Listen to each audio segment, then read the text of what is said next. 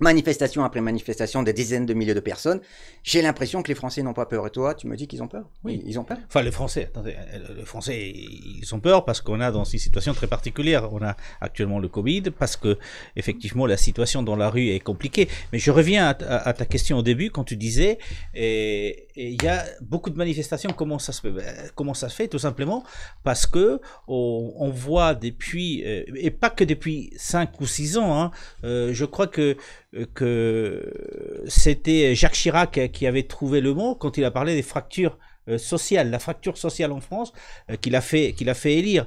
Et alors cette fracture sociale, on est en campagne électorale. Jacques Chirac se présente aux élections et il est élu notamment avec cette phrase de la fracture sociale. Tu peux expliquer très rapidement ce que c'est que la fracture sociale? Voilà, il y avait deux France, il y a une France d'en haut et une France d'en bas. C'est un peu le discours qui avait toujours été celui de la gauche. Et cette fracture sociale dont parlait Jacques Chirac, on l'a vérifiée petit à petit et de plus en plus grande cette fracture. Et si aujourd'hui il y a beaucoup de manifestations, si aujourd'hui les Français ont peur, mais pas uniquement de la police, ont peur de l'avenir, c'est parce que cette fracture sociale qui avait été théorisée, elle existe et elle s'est agrandie depuis cette époque-là, notamment effectivement avec François Hollande. Et je dis François Hollande parce que François Hollande, quand il est arrivé, il a créé un espoir qui a été déçu assez rapidement. Et quand vous créez un grand espoir, vous êtes à même de vous retrouver avec une grande haine derrière. Et les plus grosses manifestations qu'on a connues, on les a connues avec Nicolas Sarkozy, d'accord, mais ça n'a rien à voir avec ce qu'on a connu avec François Hollande et ce qu'on connaît aujourd'hui avec Emmanuel Macron. Donc, le fait est que la France, effectivement, elle a peur pour l'avenir, pour ses enfants, parce qu'elle ne voit pas où est-ce qu'elle va. Il y a la politique internationale, il faut juste se rappeler que depuis les années 90, on a eu les deux guerres d'Irak, on a eu la Libye, on a eu la Syrie, on a eu tout ce qui se passe au Moyen-Orient. Donc effectivement, les Français sont inquiets parce que ça touche aussi sa vie quotidienne et c'est pour ça qu'il y a peur. Mais ce n'est pas uniquement que la peur de la police, ce n'est pas uniquement que la peur des politiques ou de l'avenir, c'est un ensemble, c'est cette fracture sociale qu'on n'a pas su. On n'a pas su, nous tous, hein, mais surtout les dirigeants politiques en France, la combler. Et petit à petit, elle a grandi, elle a grandi, elle a grandi. Et voilà le résultat de cette fracture sociale. Sur cette affaire des manifestations et de la démocratie, oui, la grève et la manifestation est une preuve de démocratie. Ça, il n'y a aucun doute. Malade, une démocratie malade. Non, mais j'arrive. C'est une preuve de démocratie.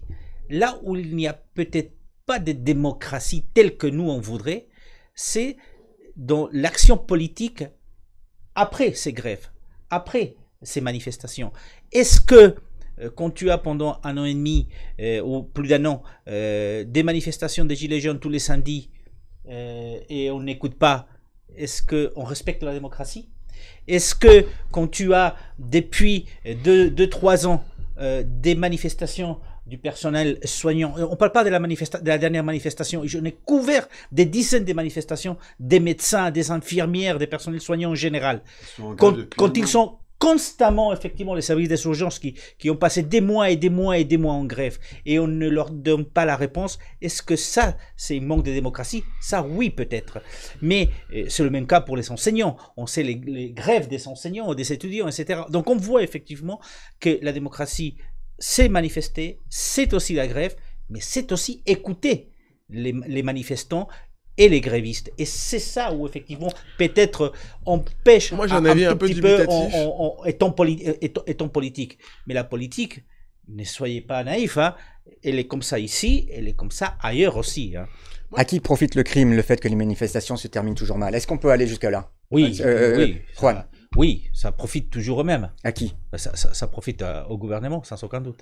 Peu importe la couleur du gouvernement, parce que ça soit avec François Hollande, que ça soit avec Emmanuel Macron, ça profite systématiquement au gouvernement. Oui, ça profite. Ça profite parce qu'on va judicialiser très rapidement. Enfin, déjà, on va discréditer le mouvement, ce qui s'est passé avec les Gilets jaunes. Ça, c'est la première des choses. Mais avant ça, on en a parlé avant de commencer cette émission, il y a Nuit debout en France, et où les indignés dans l'année 2014-2015. 2014, donc, les indignés. Et donc, on va désaccréditer systématiquement ce type de mouvement. Le gagnant est forcément forcément, et peu importe la couleur, le gouvernement. Donc le gouvernement, bien sûr, le gouvernement, il veut avoir des manifestations où il ne se passe rien. Permettez-moi de vous rappeler quelque chose. Est-ce que vous trouvez normal qu'un gouvernement, c'était, si je me souviens bien, avec Manuel Valls, Premier ministre de François Hollande, fait tourner une manifestation syndicale entre la place des Bastilles et la Seine sur un périmètre d'un kilomètre, qui ressemblait à une bite, qui était complètement ridicule. Et ça, c'est pas la démocratie. Non. La démocratie, c'est pouvoir laisser les gens se manifester pacifiquement. Et ça, c'est essentiel. Mais quand vous arrivez dans ces manifs et on vous a coupé les trois stations de métro avant et 3 derrière, et vous devez faire 3 kilomètres pour arriver sur la manifestation, et vous parquez dans un parcours de 2 kilomètres, non. Alors, ça énerve le monde. Donc, les manifestations ne se terminent pas systématiquement mal. Ces dernières années, oui, parce que la crispation, elle est là, c'est une réalité.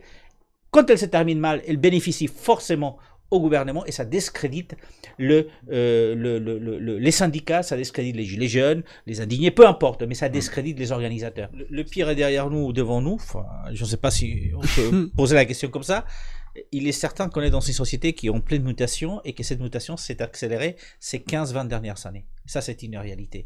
Ce qui m'inquiète, c'est qu'on voit un rétrécissement des libertés publiques et des libertés individuelles. Mais ce rétrécissement ne veut pas dire qu'on est en dictature. Je ne peux pas utiliser ce mot. On n'est pas non plus un État totalitaire. Et les vrais États totalitaires ou les vraies dictatures, on les reconnaît tout de suite.